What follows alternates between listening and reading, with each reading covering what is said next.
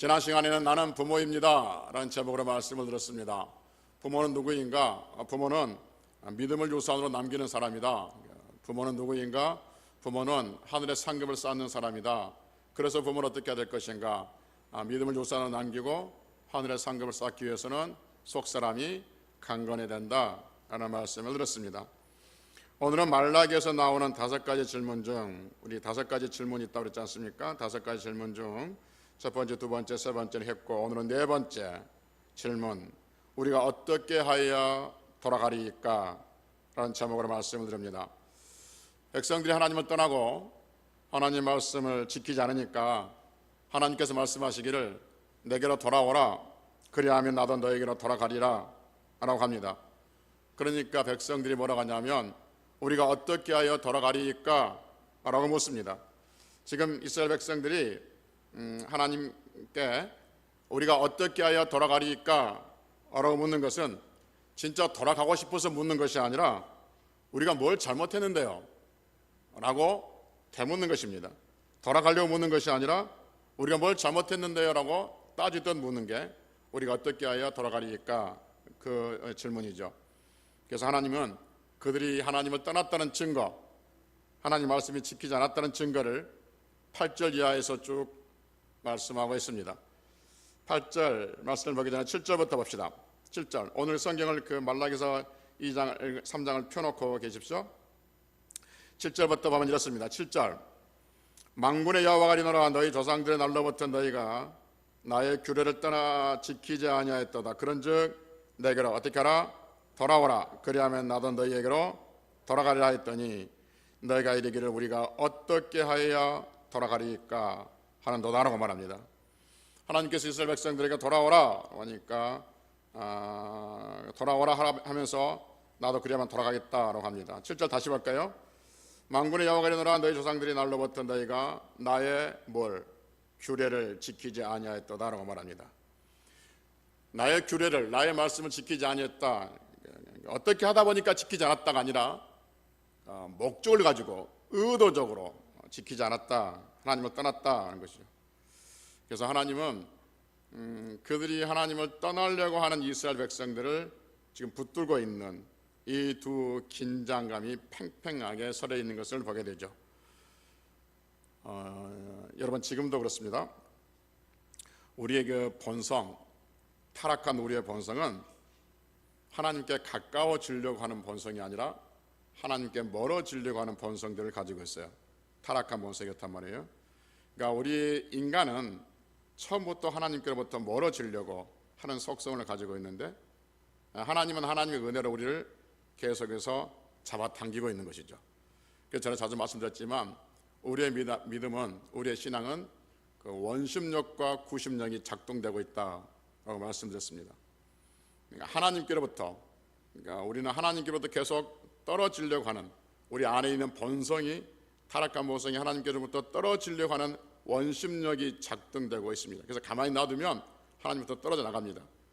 그런데 하나님께서는 우리에게 은혜를 베푸셔서 계속해서 하나님은 잡아당기죠. 구심력으로 우리를 잡아당기고 있습니다. 그래서 우리가 있는 위치, 지금 여러분과 제가 있는 위치는 어떤 위치냐면 하나님께서 우리를 은혜로 잡아 붙들어주고 있는 위치가 여러분과 제가 있는 위치인 줄로 믿습니다. 우리가 지금 그래서 여기서 예배하고 있는 위치는 어디냐면, 왜 그러냐면 하나님께서 우리를 은혜로 붙들어주고 있기 때문에 그러는 거예요. 그래서 지금 여러분과 제가 여기에 지금 신앙생활 할 수 있고 하나님 앞에 나와서 예배할 수 있는 거예요. 아니 그게 아니라 이 말씀을 왜 드릴까요? 또 같은 말이에요. 그래요, 하나님께서 우리를 붙들어 줘야만이 우리가 하나님 앞에 있다고요? 구심력이 작동해야 된다고요? 아멘. 끝나는 것이 아니라 그러면 하나님, 우리의 자녀들도 우리의 후손들도 하나님께서 붙들어 주옵소서. 그렇게 기도하라고 말씀드린 거예요. 오늘 말씀 들어보니까 그렇구나 라고 끝나는 것이 아니라 그래요, 하나님? 그렇다고요? 그러면 나의 자녀들도, 나의 사랑스러운 아들도, 딸도, 후손들도 하나님께서 붙들어 주옵소서. 그렇게 기도 제목으로 삼으시라 그 말입니다. 그래서 여러분, 우리가 하나님께서 우리를 붙들어 주지 아니하면 한순간도 바로 서 있을 수 없는 존재인 것을 인지하면서 하나님께서 우리에게, 우리 후손들에게 은혜를 붙드셔서 하나님 앞에 고정된 믿음으로 살아갈 수 있는 그러한 복을 달라고 기도할 수 있는 성도들이 되시기를 다시 한번 주의 이름으로 축복합니다. 여러분, 지금 성경에 있는 먼 옛날 이야기를 하고 있는 것이 아니라 지금 이 시대에 살고 있는 여러분과 저에게 말씀하고 있는 거예요. 우리도 얼마든지 그럴 수 있는 존재라는 거죠. 40년 동안 광야 생활에서 하나님의 놀라운 기적을 맛보며 살면서도 40년 동안 계속해서 하나님을 떠나려고 했던 그 사람들이나 지금 이 시대에 살고 있는 우리들이나 동일한 그러한 속성을 가진 존재들인 것이죠. 7절 계속해서 보면 이렇습니다. 7절 계속해서 보면 그런즉 너희들이 하나님의 규례를 지키지 않냐고 떠났은즉 뭐하라? 내게로 돌아오라. 그리하면 나도 너희에게로 돌아가리라 라고 합니다. 그러니까 그들이 뭐라고 대답하냐면 내게로 돌아와라 라고 말하니까 그래요 하나님, 잘못했습니다, 우리가 하나님께 돌아가겠습니다 라고 말하는 것이 아니라 우리가 어떻게 해야 돌아가리까, 돌아갈 방법을 가르쳐 달라고 그런 것이 아니라 그래서요 뭐 어쩌라고요 그런 거예요. 그래서 하나님께서 내게로 돌아오라 하니까 어쩌라고요 하는 그 말이 우리가 어떻게 해야 돌아가리까, 그렇게 지금 하나님 앞에 반응하고 있는 거예요. 그래서 하나님께서 8절에서 이렇게 말씀하십니다. 8절, 사람이 어찌 하나님의 것을 도적질하겠느냐, 그러나 너희는 나의 것을 도적질하고도 말하기를 우리가 어떻게 주의 것을 도적질하였나이까 하는도다. 이는 곧 무엇과 무엇이라? 11조와 봉헌물이라 이렇게 말합니다. 우리가 어떻게 하여 돌아가리까 라는 묻는 말에 너희는 내 것을 도적질했다. 그러니까 그들이 말하죠. 하나님 것을 도둑질했다고 말하니까 우리가 어떻게 하나님 것을 도둑질했습니까? 라고 말합니다. 여러분 생각해 봅시다. 사람이 하나님 것을 도둑질할 수 있습니까? 아니 상식적으로 사람이 하나님 것을 도둑질할 수 있겠어요? 없죠. 아무리 강큰 도둑이랄지라도, 아무리 지혜가 뛰어난 도둑이랄지라도 하나님 것을 도둑질할 수 없습니다. 그런데 성경은 사람이 하나님 것을 도둑질했다고 말하죠. 하나님은 그들에게 말하기를 하나님 것을 도둑질했다는 것을 증거가 뭐냐 하면 11조와 봉헌물이다 그렇게 말하죠. 11조와 봉헌물, 그러니까 11조는 다 아시죠. 소득의 10분의 1을 말합니다. 봉헌물은 지구로 말하면 하나님께 드려지는 각종 예물들이죠. 절기헌금, 감사헌금, 성교헌금, 헌당헌금 같은 예물들을 봉헌물이라고 총칭해서 말할 수 있을 겁니다. 여러분 지금 하나님은 중요한 사실을 우리에게 알려주고 있어요. 그들의 11조와 봉헌물을 하나님께 드리지 않는 것은 하나님이 뭐라고 정의를 하시고냐면 하나님 것을 도둑질하는 것이다 라고 말합니다. 도둑질은 뭐냐 하면 내 것이 아닌데 남의 것을 훔쳐서 내 것으로 만드는 것을 도둑행위이죠. 그럼 하나님은 왜 11조와 봉헌물을 드리지 않는 것을 하나님 것을 도둑질했다 이렇게 정의를 하실까 하는 거죠. 11조의 의미를 알아야 되는 거죠. 몇 번 설명했지만 성경에 나왔으니까 다시 말씀드리는 겁니다. 11조는 우리가 아는 것처럼 소득의 10분의 1을 하나님께 드리는 것이죠.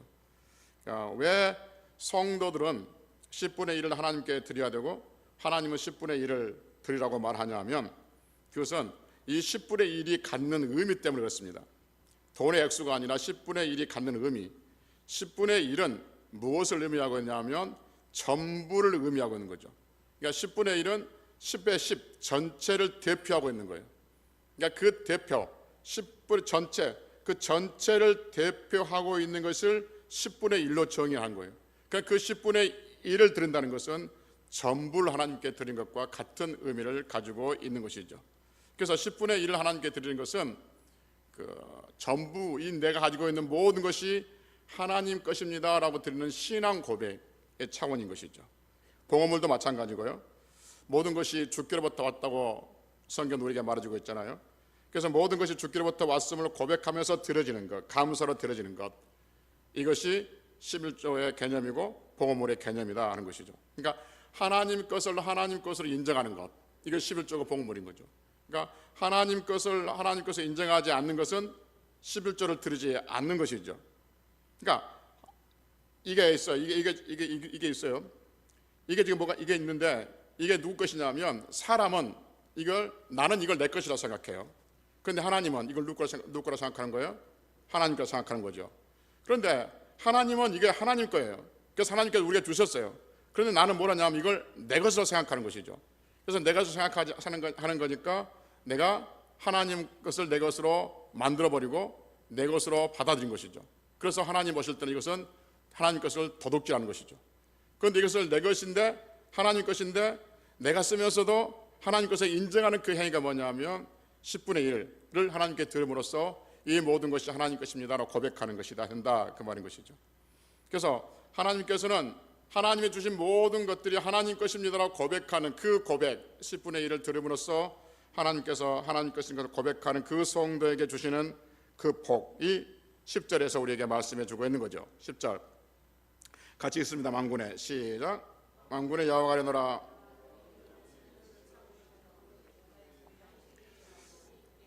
그것으로 나를 시험하여 내가 하늘문을 열고 너에게 복을 쌓을 것이 없도록 붙지 아니하나 보라 라고 말씀하십니다. 하나님은 어떤 11조냐면 온전한 11조를 들으라고 합니다. 그리고 시험해 보라고 말씀하십니다. 여러분 성경은 하나님을 시험하라고 그래요? 시험하지 말라고 그래요? 시험하지 말라고 그러는데 유일하게 하나님을 시험하라고 한 장면이 바로 11조에 관해서는 하나님을 시험하라고 말씀합니다. 11조 하면 하나님께서 어떻게 하시냐면 하늘문을 열고 쌓을 것이 없도록 부어주신다. 한번 시험해 봐라. 한번 시험해 보실 수 있기를 바랍니다. 하나님은 11조에 대한 분명하고 확실하게 말씀합니다. 11조는 모든 소득이 하나님의 것인 것을 인정한 행위고 하나님 것을 인정하며 하나님께서는 하늘의 문을 열고 쌓을 것이 없도록 부어주신다고 약속을 하십니다. 그런데 성도들은 둘 중 하나예요. 이 말씀을 믿는 사람들이 있고 이 말씀을 믿지 않는 사람들이 있습니다. 이 약속을 믿지 않는 사람들은 11조를 율법으로 생각하죠. 마치 세금 내야 하듯 생각하는 겁니다. 여러분 세금을 많이 내고 싶어요? 어떻게 하면 깎고 싶어요? 네. 그래서 그 현금 카드 쓰는 내역들 기부했던 내역들 여러분 그 연말 되면 그 헌금 기부금 받아가죠. 세금 많이 내려고 그래요? 세금 적게 내려고 그래요? 네, 적게 내려고 그래요. 지금 어떻게 하면 세금을 적게 내려고 그래요? 그러니까 11조를 성도들이 세금으로 생각해요. 그래서 어떻게 하면 적게 내려고 고생하는 것이죠. 예를 쓰는 것이죠. 그런데 여러분 11조가 하나님의 복의 통로인 것을 믿는 사람들은 이 말씀을 은혜로 받아들인 것이죠. 하나님께서 내게 주신 복으로 받아들이는 거예요. 그 유튜브라든지 이상한 단체에서 11조가 구약의 율법이어서 신약에서는 드리지 않는다라고 된다라고 가르칩니다. 그래서 교회가 목사가 거짓으로 성도들의 주머니를 털기 위해서 거짓말한다라고 말하죠. 아주 그래서 그럴듯한 논리들을 다 가지고 나옵니다. 11조를 내는 것은 마치 광신도들이 하는 것이고 11조를 내지 않는 것은 아주 지성적인 고급스러운 종교인으로 착각을 합니다. 결론 이겁니다. 아닙니다 여러분. 결론은 11조를 부인하는 사람은 하나님의 말씀을 믿지 않는 사람들이에요. 뭐라고 갖다 붙여도 하나님의 말씀을 믿지 않는 사람들입니다.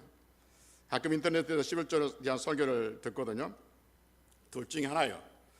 그러니까 11조가 폐지됐다는 거죠. 거짓말이다 하는 거. 지금 들으려고 하는 것은 거짓말이다. 구약의 말씀이다. 신약에서는 하지 않아도 된다라고 합니다. 그러니까 11조를 이야기하는 것은 목사들이 사기치는 것이다 라고 말하는 사람도 있습니다. 또 하나는 11조는 하나님께서 주신 그 축복된 말씀이다. 그러니 성도는 마땅히 행해야 된다라고 강하게 강조하는 설교자들이 있습니다. 그러면 여러분 11조를 하지 말아야 된다. 11조는 폐지됐다. 11조는 옛날 구약의 일이다. 지금은 11조가 없었다라고 말하는 사람들의 그 설교자들의 설교가 많이 뜰까요? 아니면 11조를 해야 된다고 하는 그 목사님들 설교가 많이 뜰까요? 잘 모르시구나. 찾아보십시오. 가서 11조 딱 쳐보십시오. 그러면 대부분 하지 말아야 한다는 쪽이 훨씬 많이 뜹니다. 왜 그럴까요? 그렇죠. 거기에 사람들이 많이 봐요. 알고리즘에 의해서 인기가 많이 가 좋아요도 많이 누르고 많이 보니까 많이 본 대로 떠요. 그런데 11조에 해야 한다는 사람은 안 봐.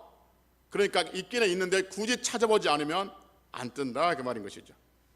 여러분 무슨 일을 대고 무슨 핑계를 대고 무슨 논리를 대고 무슨 논조를 댄다 할지라도 11조를 부인하는 것은 말라기 3장 10절의 말씀을 믿지 않는 것이에요. 당시 이스라엘 백성들이 하나님 것을 도둑질했던 것처럼 지금 이 시대에도 도둑질하는 사람도 있고 도둑질 하라고 부추기는 사람들이 있다 하는 것이죠. 우리는 하나님의 말씀을 믿습니다. 그래서 11절을 드리고 모든 것이 하나님 것을 고백하고 그 고백을 하나님께서 기쁘시게 받으시고 그리고 약속대로 하늘의 문을 열고 쌀 것이 없도록 부어주시는 것을 우리는 체험하게 되고 보게 될 줄로 믿습니다. 11절을 체험하고 11조의 그런 복을 받는 사람들은 11절을 하지 말아야 해도 할 수밖에 없죠.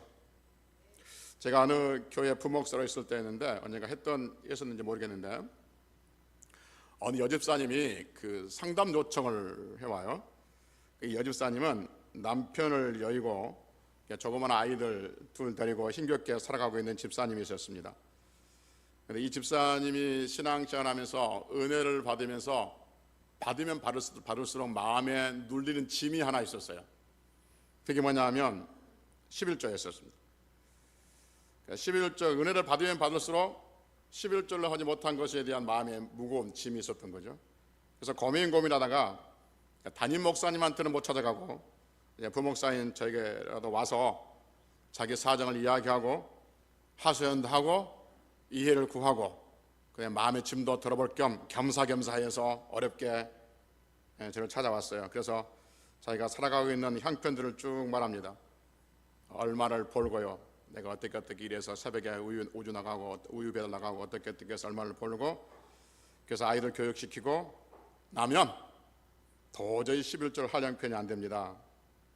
만약에 11절 해야 된다면 빚내서 11절 해야 되는데 그분의 질문이에요. 목사님, 빚내서 11절 하는 것이 맞습니까? 라고 묻는 거예요. 지금 같으면 아니요, 믿음대로 하십시오 아마 그랬을 것 같아. 근데 그때는 부목사회 때 하나님 말씀을 들어 살아야 한다고 강조하고 가르쳤던 그때였었습니다. 그래서 제가 뭐라 했냐면 집사님 사정과 형편은 참 딱갑니다. 하나님도 집사님 사정을 아십니다. 그러니 집사님 빚내서 11조 하지 마시고 빚내서 생활비 하십시오. 이렇게 말했어요. 그러니까 생활비를 먼저 재놓고 나니까 11조가 없어서 11조 하려면 빚내야 되는데 11조를 먼저 재놓으십시오. 그래서 생활비가 없으면 생활비를 빚내서 생활하십시오. 왜냐하면 성경은 11조를 하라고 했기 때문입니다 라고 했습니다. 그 다음부터는 저도 무슨 말 했는지 모르겠고 그분도 저랑 몇 마디 대화하는데 지금도 그분의 표정을 잊을 수 없어요. 뭐랄까 낙심된 위로 받으러 왔는데 혹대로 왔는데 오히려 혹 붙이고 가는. 그래서 막 말하다가 그 말한 순간에 말이 없어지는. 그래서 나도 어색하고 자기도 어색하고 그래서 이제 몇 마디 하고 그냥 갔어요. 그 다음부터 제가 그분이 11조 할까 궁금할까요? 궁금하지 않을까요? 궁금하죠. 그 전에는 전혀 몰랐거든요. 궁금해서 그 다음부터 주보를 확인하기 시작했습니다. 근데 11조를 하시더라고요. 그리고 저는 얼마 있다가 교회에 나왔어요. 그리고 그분의 소식 처음에는 궁금했는데 궁금했다가 내 생활이 바쁘니까 잊혀졌어요. 그리고 1년인가 2년 후에 누군가를 통해서 그분의 소식을 듣게 되었어요. 어때요? 내가 그분의 그에 같은 다닌 분이 있어서 어때요? 그분 물으니까 씩씩하게 아주 열심히 교육장도 하시면서 그렇게 잘하신다고 안 굶어 죽었더라고요. 안 굶어 죽었고 자식들 잘 키우고 씩씩하게 잘 살고 있다고, 교육장 잘하고 있다고 그렇게 말을 해서 얼마나 마음에 제가 그 은혜를 받고 감동을 받았는지 모릅니다. 여러분, 11조와 봉헌을 드리는 것은 하나님과 깊은 그 믿음의 관계가 있어요. 그러니까 여러분, 믿음이 떨어지면, 하나님을 떠나면 제일 먼저 나타나는 현상 중에 하나가 뭐냐면 목사 얼굴이 보기 싫고 교회 오기 싫고 그 다음에 이 헌금이 하기 싫어져요. 물질을 드리기 싫어져요. 이게 내가 하나님을 떠났다는 증거예요. 이스라엘 백성들 보십시오. 하나님께서 돌아오라 떠났다는 거죠. 떠났다는 그 증거 뭐냐면 너희들이 11조와 봉헌물이다. 지금 이렇게 말하고 있는 것이죠. 여러분 9절 봅시다. 9절 9절 보면 이렇게 말합니다. 같이 읽습니다. 곧 너희 곧 시작 너희 곧 온 나라가 나의 것을 도둑자였으므로 너희가 저주를 받았느니라 하는 말입니다.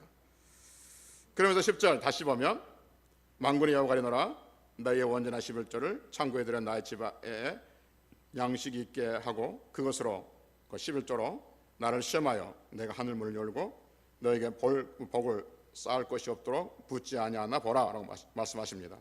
그러면서 11절 다시 읽습니다. 만군의 시작 만군의 여호와가 이르노라 내가 너희를 위하여 메뚜기를 금하여 너희 토지 소산을 못하게 하며 너희 밭에 포도나무 열매가 기한 전에 떨어지지 않게 하리니 라고 말합니다. 9절에서는 11절을 들이지 않는 자의 저주가 뭐였냐 하면 11절에 보니까 메뚜기가 와서 토지의 소산을 먹어버린 것이죠. 밭에 포도나무 열매가 기한 전에 떨어지게 하는 그러한 저주를 하겠다는 거죠. 그러면서 12절 너희 땅의 시작 너희 땅이 아름다워짐으로 모든 이방인들이 너희를 복되다 하리라 만군의 여호와의 말이니라 라고 말씀하십니다. 하나님께 돌아오는 자 11조와 봉헌물을 드리는 자들은 그의 삶의 지경이 아름다워진다라고 말합니다. 복잡해진다는 말을 하지 않습니다. 속 시끄럽다 이렇게 말하지 않고 아름다워진다라고 말하고 있는 거죠. 가끔 가다 보면 성도들 중에 괜찮은데 물질 때문에 유독 힘들어하는 성도들이 있습니다. 막 얽혀져가지고 그러니까 남들이 보면 수입도 괜찮은 게처럼 보여요. 그렇저렇 뭐 괜찮은 것처럼 보이고 남들의 부러움을 살만한 그런 위치에 있음에도 불구하고 들여다보면 이 물질 때문에 굉장히 속상하게 하는 경우들이 있습니다. 감당이 안 되는 경우도 있습니다. 마치 토산물에 메뚜기가 와서 먹어버린 것처럼 그 다음에 밭에 포도나무에 포도 열매가 기한 전에 떨어지는 것처럼 뭐가 있기는 있는데 메뚜기들이 와서 먹어버리고 기한 전에 포도가 떨어지는 같은 경우들이 있죠. 그 사람이 잡을 수가 없어요. 잡으려고 쫓아다니다가 피곤한 인생들이 가끔 있습니다. 여러분 그럴 때는 방법이 하나예요. 그것을 맡게 하신 하나님께 맡기는 겁니다. 그것을 막아주신 하나님께 맡기는 거예요. 그는 하나님께 내 모든 것들이 내 것이 아니니 하나님 것입니다 라고 고백하는 거예요. 그거 11절 시작하는 거예요. 그러면 하나님께서 정리해 주세요. 오늘 말씀에 그 말씀을 지금 들려주고 있습니다. 우리의 지경을 아름답게 한다 그랬습니다. 우리의 삶의 모든 지경을 아름답게 해주신다 이렇게 말씀하고 있습니다. 만약에 지금 이 설교가 밖으로 유튜브에 나가면 저는 사기꾼이라고 조롱을 받을지 모르겠죠. 그러나 믿는 우리들은 말씀을 전하고 아멘으로 받게 될 줄로 믿습니다. 어떤 분이 이렇게 말했어요. 다시 여러분들에게 말씀드렸던 기억이 나는데 이 땅의 모든 사람들은 11조를 한다는 거죠.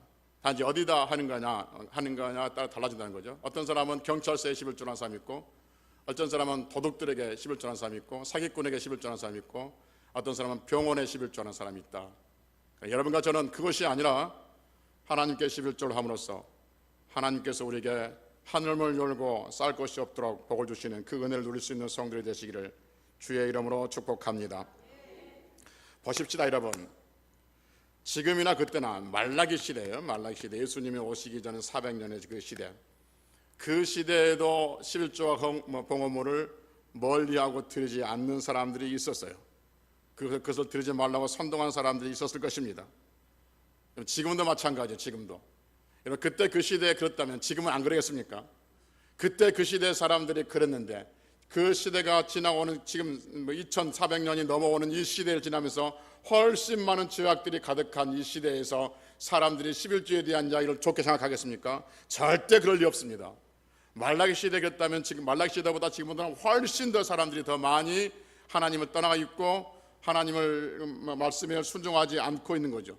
그래서 하나님께서 계속 돌아오라고 할 때 말씀은 그때 그 시대 말씀이나 지금의 시대 말씀이나 동일하게 우리에게 적용되고 있다 하는 것이죠. 여러분 사람들이 11조를 하지 않는 것은 그래도 지식이 발달해서 그런 것이 아니에요. 똑똑해서 그런 것이 아니에요. 하나님께로부터 멀어지고 있기 때문에 그랬던 거죠. 하나님 분명히 말씀하셨어요. 나로부터 멀어진 것이다. 어떻게 멀어졌는 거예요? 11조와 봉헌을 하지 않는 것이다. 내가 돌아오라 하면 나도 내게 돌아가리라 이렇게 말씀하고 있습니다. 그 시대에 그런데 지금은 더 좋아질 것이라고요? 천만에요. 그 시대겠다면 지금도 그때 그 시대보다 훨씬 더 많은 사람들이 하나님을 떠나고 있습니다. 모르겠습니다. 그때 그 시대의 사람들은 적어도 자기들이 11조는 안 할지는 모르지만 봉헌은 안 할지 모르지만 누구한테 하지 말라고 가르치지는 않았을 것 같아요. 그러나 지금은 가르칩니다.